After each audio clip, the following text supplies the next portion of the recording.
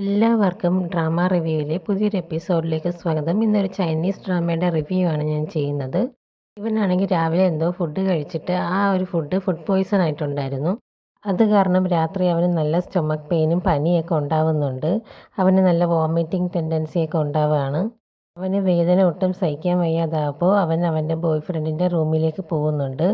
അത്രയും ദൂരം നടക്കാൻ പോലും അവന് വളരെയധികം ബുദ്ധിമുട്ടായിരുന്നു. അവൻ എങ്ങനെയൊക്കെയോ നടന്ന് അവൻ്റെ ഡോറിൻ്റെ അടുത്തെത്തി. അവൻ്റെ ഡോറ് മുട്ടുന്നുണ്ട്. അവൻ കതക് തുറന്ന് നോക്കുമ്പോൾ ഇവൻ ഒട്ടും വയ്യാതെ നിൽക്കുന്നതാണ് കാണുന്നത്. അവൻ നെറ്റിയിൽ നോക്കുമ്പോൾ നെറ്റിയിൽ നല്ല ചൂടൊക്കെ ഉണ്ടായിരുന്നു. അങ്ങനെ അവനെ ഒരു സോഫയിൽ പിടിച്ചിരുത്തുന്നുണ്ട്.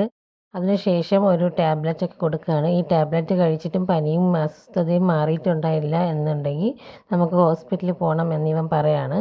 നീ എന്ത് പറഞ്ഞാലും ഞാൻ കേൾക്കാൻ റെഡിയാണ് എന്ന് ഈ പയ്യനും പറയുന്നുണ്ട്. അവൻ ഒട്ടും വയ്യാതെ തന്നെ അവൻ്റെ മടിയിൽ അങ്ങനെ കിടക്കുന്നുണ്ട്. കുറേ നേരം ഒട്ടും വയ്യാതെ വളരെ അസ്വസ്ഥതയായിട്ട് കിടക്കുകയാണ്. ഇവൻ്റെ ഈ കണ്ടീഷൻ കാരണം അവൻ്റെ ബോയ് ഫ്രണ്ടിന് നല്ല വിഷമമുണ്ട്.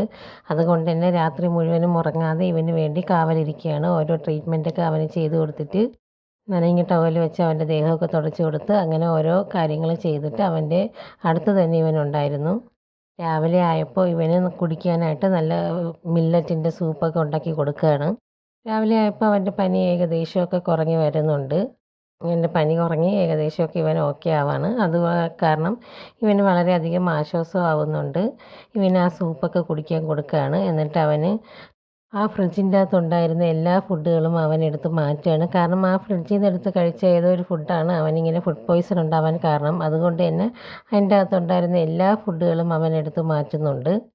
അവൻ്റെ ഓരോ കാര്യങ്ങളും അത്രയും നല്ല രീതിയിൽ അവൻ കെയർ ചെയ്യുകയാണ്. അവനൊരു ഫുഡ് പോയ്സൺ ആയതുകൊണ്ട് തന്നെ ആ ഫ്രിഡ്ജിലുള്ള എല്ലാ ഫുഡുകളും എടുത്ത് മാറ്റിയും അവന് ഫ്രഷ് ആയിട്ടുള്ള പുതിയ ഫുഡുകളൊക്കെ എടുത്ത് ഉണ്ടാക്കിയും ഒക്കെ ചെയ്ത് വയ്ക്കുന്നുണ്ട്.